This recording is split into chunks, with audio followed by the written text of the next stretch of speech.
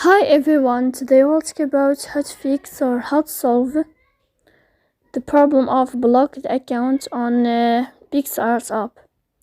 To know how to fix or how to solve blocked account on Picsart, you should just go to settings. Here you can click on apps, default apps, app settings. Then you will enter to the window of this on Picsart and you can click. Here we'll enter to first stop and you can click OK. Then you will enter to storage. Here you can click clear cache.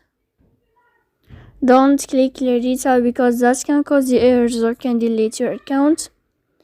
And in the end you can turn off your phone, so please don't forget to support us by like and subscribe. See you next time in another video and thank you for your attention.